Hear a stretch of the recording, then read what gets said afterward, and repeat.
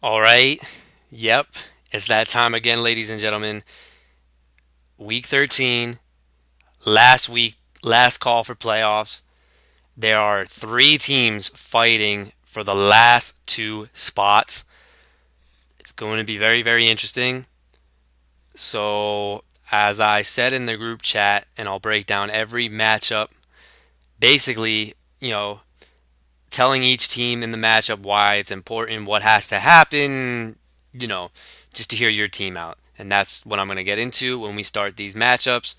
So without further ado, the first game that we're going to talk about comes from the wait for it best fucking division. And when I look at the division records, somebody did get fucked major in the best division. 0-5. Wow. Not really good. But when I look at this matchup right here, it's 50-50, so it's anybody's given shot. Um, so Andre was in the battle for first place last week, came up short. Jay is now clinched the number one seed in the division. So Andre, at this point, I think it's more than likely he's not going to go anywhere. I think he's staying at the four seed, and he's going to look to see who gets that number five spot. And there is a possibility it could be the guy he's facing this week. And we're going to go over those scenarios for Brian. Let me talk about Brian. So, Brian needs a lot to happen with the loss last week, but what probably is going to piss Brian off the most, not even last week's win, even though he opened his mouth in total Brian fashion, pretty much bashing who David was starting. And those guys did suck, but David's whole other team went off pretty much, and that's what cost him. But Brian, when he looks back at it, is the week 11 matchup against Johnny losing by 0.18. That's probably what's going to fuck him in the ass really bad, and he's going to look back on that if he does not make the playoffs. But Brian, first and foremost, needs a win because if he doesn't do that, he's going to be watching the playoffs at home. The second thing is that the way he can earn the number six seed would be a David win, a Nick win, and a Lewis loss, and then that would assure him the number six seed. If Brian was to move up to the number five seed, he would need both a David and a Lewis loss. So those are the combinations. But bottom line, Brian needs a win, and he needs either David or Lewis to lose because I think that his point total should be more than enough serviceable to cover. So without further ado, I'm going to break down the matchup and let's see if Brian will come victorious. Interesting thing with Andre, this matchup doesn't mean shit to him, so he probably can just relax on the couch and not even worry. But obviously, he's going to set a lineup because that's what we do. So this is a really interesting matchup. Drew Brees is at home, which means you're going to get 30 plus. I think this he's just so dangerous, but I think Phillip Rivers can kind of limit the explosion for Drew Brees. I'm not even going to say this is a draw because he's just phenomenal at home. I think Drew Brees at home, you're getting two running backs flat out, and two RB1s, excuse me. I just think he's that dominant. I'd say Brees definitely gets, I'd say 33 to 40, honestly, because he's that money. And when we talk about Phillip Rivers, there's a lot of shootout potential as well. But that would require him to get all the touchdowns, and you got to figure Melvin will probably get his at least once. A three touchdown game, though, is very serviceable. I'm going to say probably 25, 24 points. There'll probably be a pick or two in this game, maybe, even though he's limited that. But recently, he's been throwing some picks. Um, so then when I look at Julio Jones and Brandon Cooks, the top three people from Andre's team, like you need at least one of them to kind of ease and be quiet because that's where he makes his pay dirt. Julio Jones against Kansas City at home, I expect him to feast. Even if a healthy Marcus Peters is there, I think the what's the word I'm looking for? The misconception about Marcus Peters is that we assume that he's like a shutdown corner, and he's actually not. He's a good corner, but he's known for getting picks. He's a gambler. He likes to jump routes. I don't think Marcus Peters' game is up there with Julio Jones. I think Jones, especially after getting shut down by Patrick Peterson, bounces back in a big way. Speaking of another guy, Brandon Cooks. Well, he's pulling the diva card. He's not happy. They're not even eliminated from the playoffs. I think Brandon Cooks is going to get his at home. Darius Slay, even if he's on him, we don't even know he could be on Michael Thomas. At this point, defensive coordinators probably hate to pick which New Orleans Saint wide receiver is going to go off. But regardless, I think Cooks has a field day as well. And those three alone are going to be hard. So does Brian have any hope? Allen Robinson, oof, against Denver, I'm sorry, B. I don't see that happening. Jamison Crowder at Arizona. I don't know who Patrick Peterson would shadow in this matchup. Some people say it's going to be 50-50, half on Crowder, half on Deshaun Jackson because of D-Jack's deep threat ability. But I can't feel too confident in Crowder going off. But Crowder's always gotten you at least, like I say, within that 10 to 15 range. So expect that. But I think Robinson puts up a huge dud, like really disgusting dud. Like he might not do shit because he's been very quiet recently. When we look to the running back departments too, it's a shame. Well, even though Brian's got his lineup mixed up a little bit differently, because DeMarco Murray is not playing in this game, and that gives B a little bit of hope. But when I'm looking at Bilal Powell against the Indianapolis Colts, look, I dropped him for a reason. He just doesn't get enough volume and target share. So I can't even feel that generous about Bilal Powell. And then Chris Ivory's not even healthy. So the running back situation doesn't look good for Andre this week. So I think the running back department really needs to capitalize for Brian. Rawls at home against Carolina. I'll say he'll get like 13 points. He'll probably find the end zone. He's a little rusty. The offense looked pretty shit last week as well. Rashad Jennings, though, I just still don't trust Rashad Jennings at all. I think there's one guy who's going to do work. It looks like it could be Perkins, but then again, this Giants backfield situation sucks. I'm staying away from it. I'm not gonna overpredict Rashad Jennings. I just don't. I just think he's gotten away with some games that weren't Rashad Jennings type of production games. So I'm just gonna throw that out there as well. When we talk about the tight ends, Greg Olson. Now, if you throw against Seattle, it's with the tight ends, so there's something to look, especially if Earl Thomas can't suit up and Reed is not healthy. So this doesn't look good for B right off the bat. And even with the flexes, Humphreys and Sanu, these are guys that are not anything to write home about at all. But then when I look at Brian's team, Theo Riddick can have a monster day. I think he's a big play. He has 20-point potential. He might have one of those boom or bust RB1 games. Did I just classify him as an RB1? I don't know, but Emmanuel Sanders, that's not even a good matchup either against the Jacksonville secondary. I just don't like a lot of the options that B has to work with for this week. But and when we go down to the defenses, New England looks like they can cause some turnovers at home. But bottom line, I'm gonna start with Brian's keys to victory because Andre. I'll tell you how Andre would win. But Brian's key to victory is Phillip Rivers has to either outperform Drew Brees, which is not impossible, but or keep pace with him. And he's going to need his running backs to really have career days. I know it's a lot to ask for, but when you're not facing DeMarco Murray against Andre's team, that four-headed monster now becomes like a three-headed monster. But unfortunately, I think Drew Brees, Jones, Cooks, I think those three alone can honestly come close to combining for like 75, maybe even 90 if I was crazy to even predict that. But I think everything else is kind of going to cool its way. You're going to see Andre put up something around between 120 to 130 in this week, and Brian just needs some explosion and not floor in order to take down Andre. And due to the fact that Allen Robinson, Reed's not even healthy, which really sucks. But even if he was to play, I heard that Arizona's pretty nice against tight ends. I'm not very confident with Brian's team this week, and unfortunately, I would think that Dre would pull away with the victory, eliminating Brian from playoff hopes. But that is just my take. If Brian is to win, remember it's going to be because of Rawls, Jennings, and Riddick. Because I really like Riddick. I think Riddick is the green light. I would say that Rawls is the caution. I'd be a little cautious with him. And then Rashad Jennings to me is the red light because I don't have much faith. But he is a starting running back. A touchdown might help in this one. But bottom line, that is my take. All right. So, switching it up a bit, best fucking division actually is the first two matchups of the week. And the reason being, in this next matchup, I want to give a round of applause, and I'm going to pay my respects and pay respects to where it's due. This man has earned himself a first round bye and the number one seed and clinching the division, and it all came. It's amazing. The opposite Jay happened to Jay.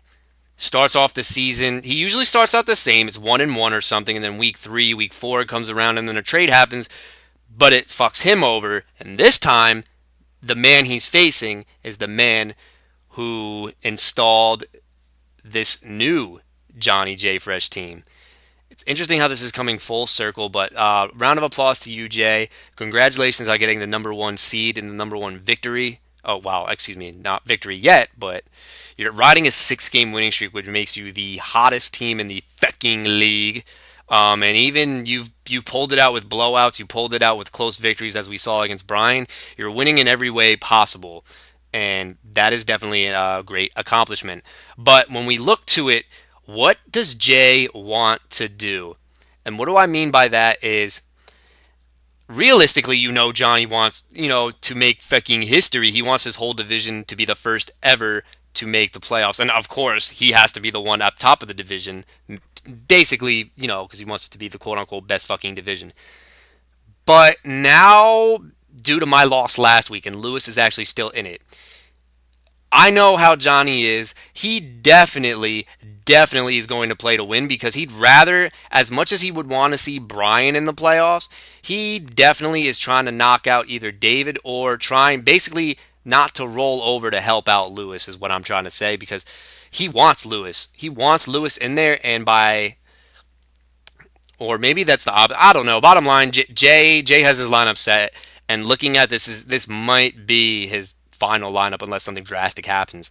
And now with the David scenario, really quickly, because I know you want to get to the matchups. David, bottom line, win and you're in. However, if you lose, you have to, plan A, you got to hope for that Brian loss, and then you're good. Or, if Brian wins and Lewis loses while you lose, you have to make sure that you keep that point lead, because you're only up by 17, I believe. So that could also be very interesting. But I do believe, and you don't have a chance for the number 4 seed. So you will either be the number 5 or the number 6 seed. If you lose with a Lewis win, you are the number 6 seed. If you win, I think regardless of what happens, I think you would still be the number 5 seed. So bottom line, let's get right into this matchup. Here we go. Okay. One of the most consistent quarterbacks in fantasy, and officially a QB1 with a floor of at least 17 to 20. I'm not talking about Russell Wilson. I'm talking about Cappy, bitch. Look, guys, maybe this is the guy that Chip Kelly really wanted for his system. Only thing is they're not winning games, so it's kind of hard to judge it by that. But the guy's been running like crazy. The reads, I think, are pretty much what Colin Kaepernick wants to be. If the read's not there, try to look somewhere else and run. He's just a dangerous threat. And the fact of the matter is, too, it looks like he's gotten a lot faster because he's lost a lot of weight. And the reason for his weight loss, I think, is because he's vegan now. But regardless, at Chicago is a very, very friendly matchup. The only thing I do worry about is what if San Francisco actually gets up early against Chicago? But I'm not even going to say that. I think Chip Kelly wants to have his team just run up the score, just because they haven't had that thrill in a while. And Russell Wilson is actually prime time against the Carolina Panthers. Here's the deal. Russell Wilson was very rusty last week. If you honestly ask my opinion, I don't think they took Tampa Bay seriously. Yes, they studied film, but I think they viewed them as a joke, and that really cost them. But if you look at Russell Wilson, the games you want Russell Wilson is Russell Wilson on prime time. That is when he delivers. And best part, he is at home, and this Carolina defense is nothing like the one he faced last season. They're dealing with injuries all over the place. So bottom line, I'll call this quarterback matchup a draw. Kaepernick got 39 last week. I don't want to say that he'll drop 39 again, but I think his floor is safe enough for me to say draw. DeAndre Hopkins looks like he has a tasty matchup against the Green Bay Packers. Only problem is I don't know why Brock Osweiler sucks. It really, really, really sucks for DeAndre Hopkins. Mike Evans, on the other hand, is going to have another career day, bottom line. Two guys I don't really like at all, and I've kind of... One of them I thought was a good value pick, but now I'm starting to realize that he's nothing more. I think this is what he's going to be the rest of his career. That's Jordan Matthews. The other guy I've hated ever since he got drafted, and I'm not jumping off the hate bandwagon because he hasn't shown me anything really. That is Randall Cobb. However, this looks like a week where Randall Cobb might get a lot of catches because the thing with the Houston Texans is that their pass defense was good in the beginning of the season. They're starting to crumble down a little bit. They played Derek Carr, lit them up, and last week Phillip Rivers lit them up. And if you recall, the deep touchdown to Inman came in the slot. I would not be surprised if Cobb has a game, but it's going to be a fool's gold type of game. You might think that production comes playoff time. I think this is just 1 week where he actually has a good week, personally. I gotta do the voice. Jordan Matthews. Jordan Matthews against the Cincinnati Bengals on the road. He is not healthy. He has an ankle issue. I'm staying away from that. I think the wide receiver alone for Jay is just amazing for this week. Zeke, bitch. All right, he's gonna get at least his projected numbers because the guy just scores every freaking game. Lamar Miller. I want to be optimistic with the guy, but I really just can't, and it has to do with him not obviously playing with Brock and obviously not being 100% healthy. Doug Martin looks like he could have a decent day against the San Diego Chargers, but the volume's going to need to be there, and you need Tampa to be up in this game. I do think he can sprinkle in like 3 to 4 catches, maybe, but I haven't really seen anything from Martin. I know they've been bad matchups, and this is somewhat of a friendly matchup. I say Martin would get 70 total yards and a touchdown. McCoy has potential to go off.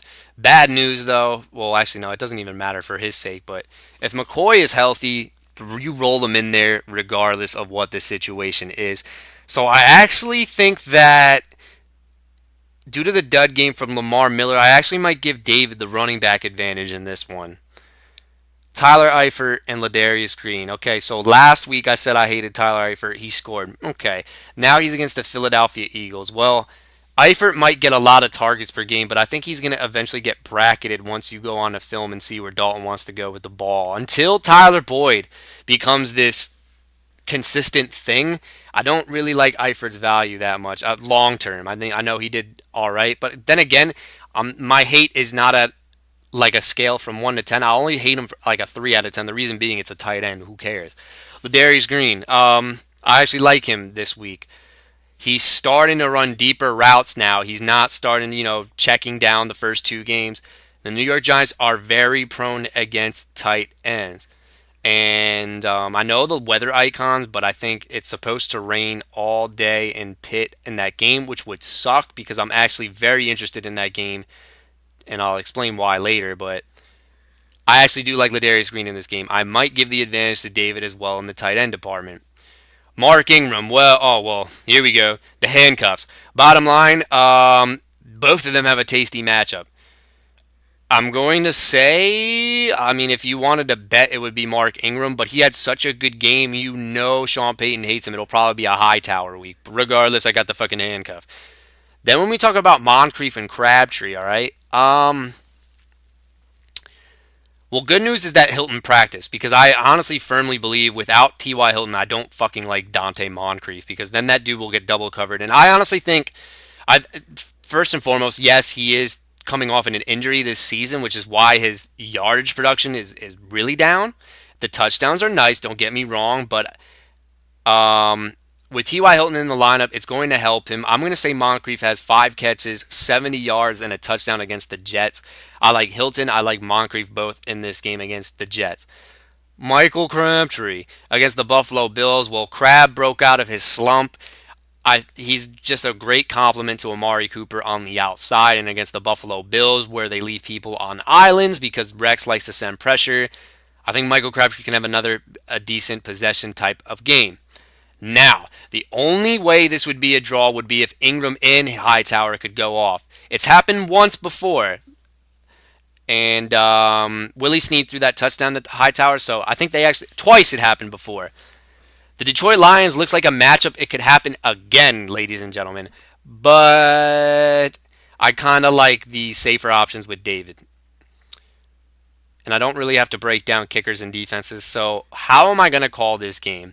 Jay's on a 6-game winning streak. This matchup means jack shit to him, but it does. Bottom line, I think Evans and Cobb will explode. I think the quarterbacks cancel each other out. Zeke is going to have a day. And then when I look, I think the Saints getting him enough points to get by. I don't like David's first two wide receiver options. I like the running back option, I like the tight end option, and I like the flex option. It's going to be a close call, ladies and gentlemen. But the bottom line here is I think David puts up a valiant effort. I really do. But I think Mike Evans might have one of those 20-plus games that really fucks over everything that David did this week. Because I actually like Moncrief and Crabtree. I think they both have potential to get into like the high teens. I'll say 17 and like 15 points between both of them. So I really, really like that a lot. But bottom line is, unless McCoy is to also have a two-touchdown game, I see a two-touchdown game from Mike Evans in this one, making Johnny being the slight victor. That's pretty much what I would say. The Mike Evans matchup, I think, is just too much for David to overcome when DeAndre Hopkins and Jordan Matthews lay freaking goose eggs. And the only goose egg or dud that I think Johnny would have, honestly, on his team, like bad dud, would be Miller, and that's like 7 points. So by that logic, I'll still pick Jay. All right. So next matchup I gotta talk about, third matchup of the week. History might be made with one of these teams, and this is just absolutely. It could be. When you say it, it looks like it's a bad thing, but it's very, very odd how it's happening. So, bottom line is this. If I told a random stranger that I was in a fantasy league and I said that, yeah, we have six playoff teams, and believe it or not, one of these teams has the second fewest points, the second least, the second, meaning the second worst amount of points in the league, you would think that I'm playing in a shit fucking league, which obviously we're not. This is the best league of all fucking time. But at the same time, that's so weird. And then you have to look to the logic. Well, why is that happening? How is this? And then you look at points against. It's very, very low. So something is. But even on that logic alone, I think that this team has definitely. You can't hate it too much. And I certainly don't. I lost. Now, granted, a benching did cost me that loss, which I could look back on now, but I'm not even going to. That's in the past. Bottom line is the grind and the effort that had put this team at 7 wins right now in a possible playoff appearance. I gotta respect it, and it comes down to one factor, and it really didn't mean that much, I guess, but I guess waivers finally actually made a difference. This is the first time we did waivers, and I think that definitely it helped out some of these teams, and this is one of them. So that's something that I want to say right now. But honestly, three. There's one guy I don't want to say that could be four pieces to a good playoff team. But anyway, we'll get into it. And the reason we're commentating on this matchup is because of his seeding. So, Lewis, if you win, bottom line, congratulations, man, you are in. If I lose and you win, you get the number 3 seed, which is, I guess, good, but you can't compete for a bye due to your point total being so low. Also, if I win and you win and Brian loses and David wins, then you're at the number 6 seed. And if Max were to win, then I play you. Bottom line, the only way you lose and make the playoffs is with a Brian loss, or you lose and you can outproduce David's point total. So I'm going to throw that out there. And Vintage Harsh looks to play spoiler, but as we've seen in recent freaking weeks, honestly, not even recent weeks, the whole season, people just take massive dumps on Harsh's team. Like it's not even fair. Like it's not even like there's been good teams that have done that, which you expect, but then there's been other teams that have just like Paul 164, unbelievable, man. So with that logic, I'm obviously putting Lewis as the favorite, but let me break it down. Derek Carr and Aaron Rodgers. Well, if Derek Carr is not 100% healthy, it's a clear-cut winner for Rodgers. Um, I know Houston has had a good pass defense statistically. They're starting to open up a little bit. That was one pass defense. Even after week 8, I still wasn't buying just because I don't like the Houston Texans. I think that team is fraudulent. But bottom line, Rodgers is looking like the guy you expected. You're getting high 20s and 30s. Like his floor is going to be 20s, and the ceiling is definitely in the 30s to the 40s. Um, he should be fine, especially at home. I wouldn't be surprised if this team rapes Brock Osweiler really bad. It looks like it could have a shootout potential. I'd say blowout. And Carr is the health makes me definitely well, with the finger or whatnot makes me put a caution brake on a little bit. Tyler Boyd and Dez Bryant. I think Dez scores on one play and that's it. I don't see anything big. I'll say Dez has give me like five catches, 50 yards and a touchdown. I don't know. It's gonna be like a day where you're not gonna be pissed, but you're not gonna be too happy type of day out of Dez Bryant. Tyler Boyd against Philly. He's not a number one receiver, but bottom line, the opportunity with targets is going to be there. I'm going to say he gets probably around 11 points, something like that. Devontae Adams, Jarvis Landry is trash harsh. I don't know what the heck happened, but sorry, buddy. Jarvis Landry will get 8 points, and Devontae Adams, he's been red hot this season. Lewis is probably regretting picking that guy or dropping him. But bottom line, if Rodgers does good, I think Adams will have to be a part of it. Do I see 2 touchdowns? Absolutely not. But I think Adams can have a serviceable 13, 14 point day. I love me some Carlos Hyde. Bold prediction, I think Carlos Hyde has a 2 touchdown game. David Jansen. He's also a little banged up. But at the same point, guys, this is the Washington freaking Redskins. Run defense. Terrible. I do think the running backs between Hyde and Johnson are a clear draw for me. And then this running back 2 matchup, I absolutely hate with a passion. James White and Jerick McKinnon. It's a draw because they both suck. Sorry. I'm just not the biggest fans. This is the guy I'm talking about. I still don't like this guy, and I think that they're relying on him too much because Jeremy Maclin hasn't been healthy. But look, what you're seeing out of him, this is what he's supposed to be. But the Travis Kelce that I know is going to break your heart. It might not be this week because against the Atlanta Falcons, this dude might freaking get another 100-yard game. You know what? I'll even say Kelce gets you 20 points. I don't think this team can defend it, and especially with a True Font out, they're going to be looking at film, and they're probably Tyreek Hill is all over the nose. I think Tyreek Hill is also going to have a good game, but Travis Kelce is going to be the biggest problem for Atlanta. You're going to get 20 points by like no yardage, but 2 touchdowns, or a lot of yardage and 1 touchdown. That's my theory. CJ Fedorowicz, I actually do like a lot in this game. He's the only one Brock Osweiler can complete a pass to. But I still think Kelce is a clear-cut advantage. Flexes get a little interesting for Lewis's team. And I think when I look at it, honestly, it's the only thing that makes this team, like if you wanted to hate on it, and I don't hate on it that much, but when you look at the point, when people look at the points, you're going to get a lot of haters, don't get me wrong, but it's the flexes are very inconsistent, and they're like wild cards as well as the RB2 situation.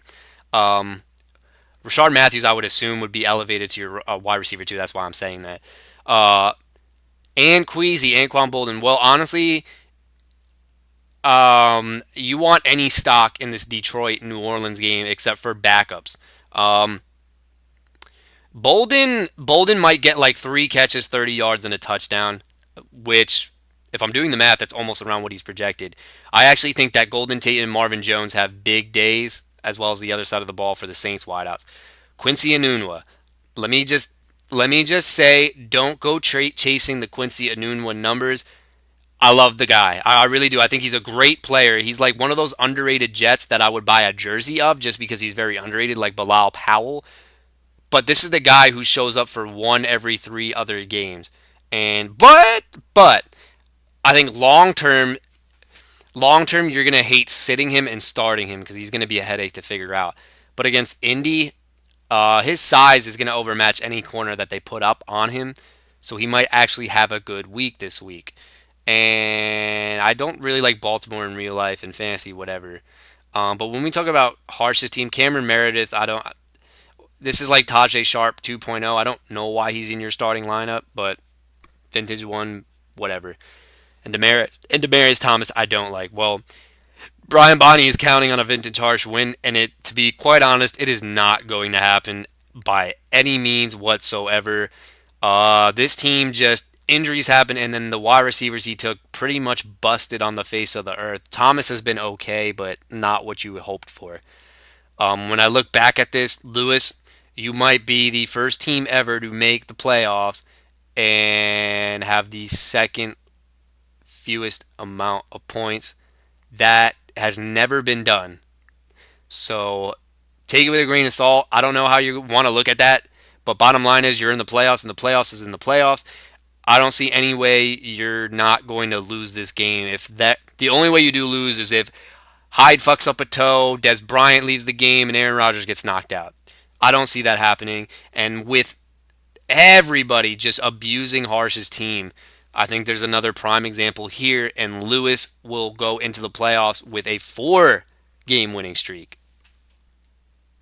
Phew. All right, so second to last matchup I'm going to call seeding implications. This team has already clinched the playoffs. It's just a matter of will they be the number 6, 5, or 3 or 2. There's 4 possibilities that this team has, and it all determines with wins and losses. So, bottom line, I know my scenario, so I'll just bring it up onto the Max's side of the ball. But Big Paul, week 1 was the last 2 teams we met, Paul, and it was, how do I say it? Different teams. My team's pretty much stayed the same, kind of. I mean, we have some new faces, but not a lot. And you've completely redone everything, I think, if I'm looking at this. Since I've played you, other than other than Eli, did you have digs against me? Yeah, you did. You did. Okay, so 2 people. Um, to be honest, and Paul, I'm just going to get a little off topic for fantasy here, and I know you are going to agree with me with this. Antonio Brown versus Odell Beckham is something that every little kid can enjoy, and you know that both of them are going to be motivated to outproduce one another. People view them as like the little big guys of the wide receivers.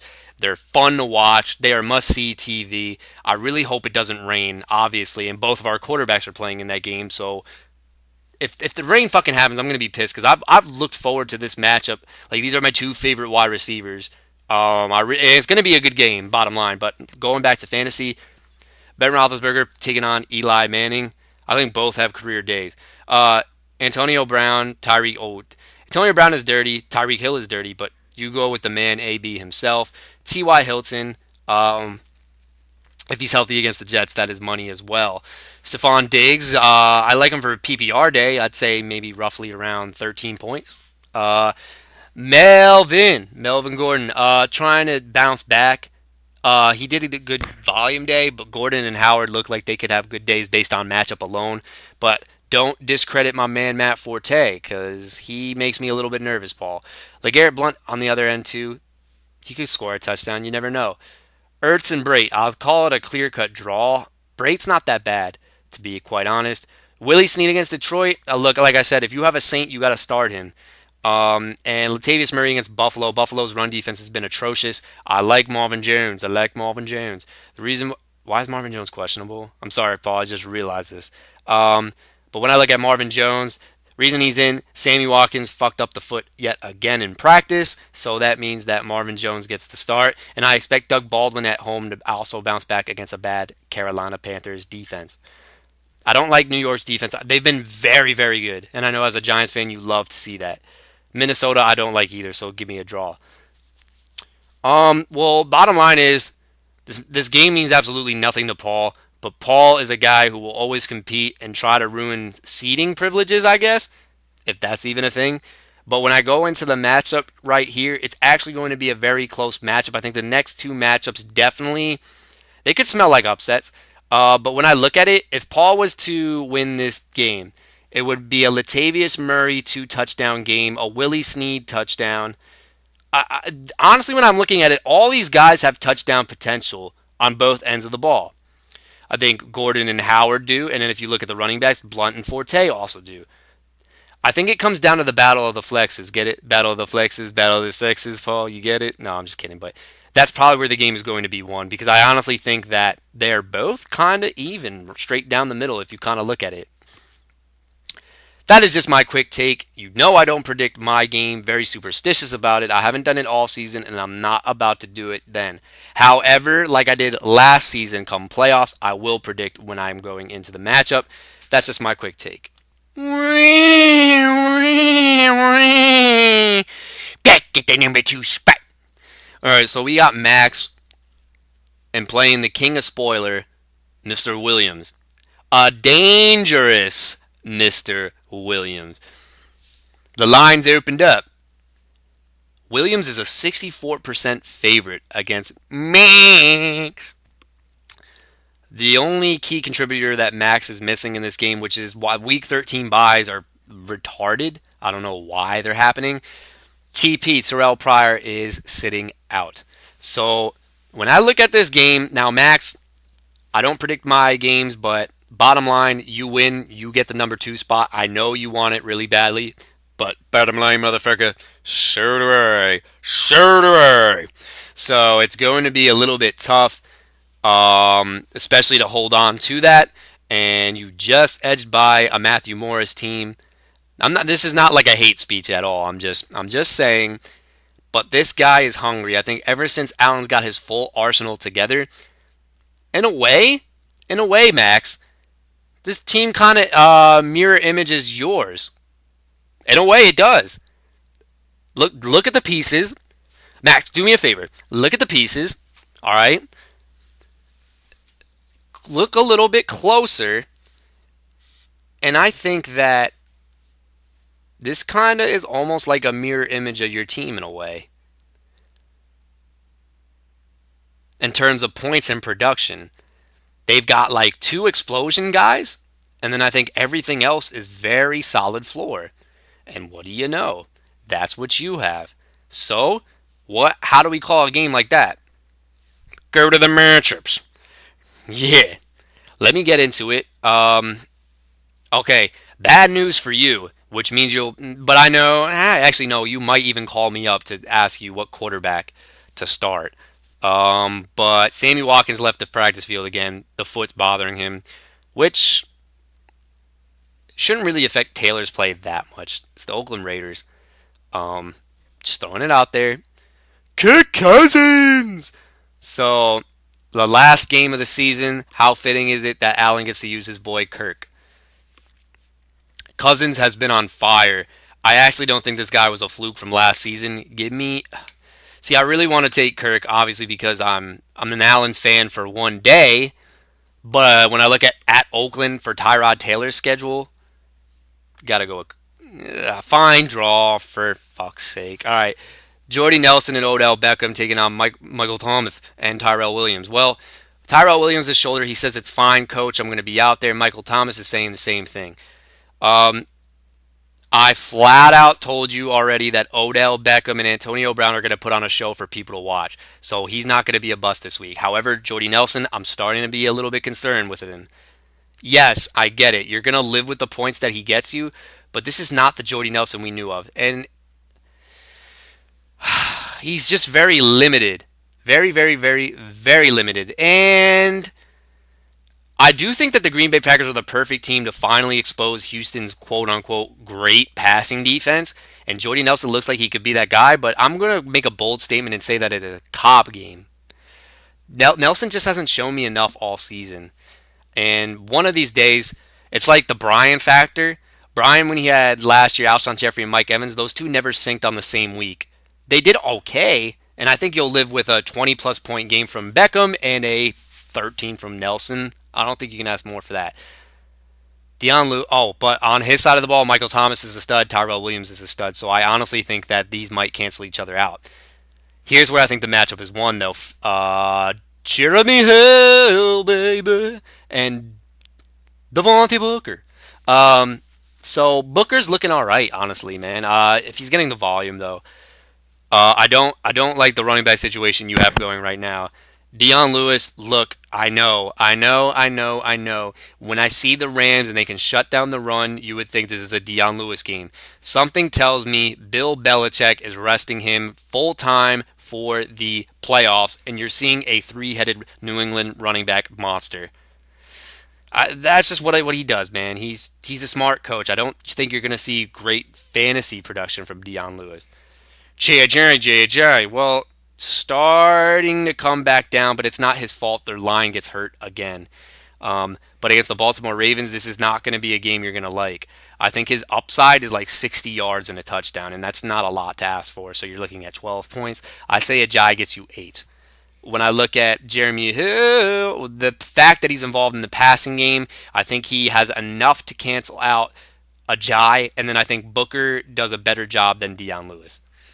I don't even know who the heck this tight end is that you picked up, but I don't like him.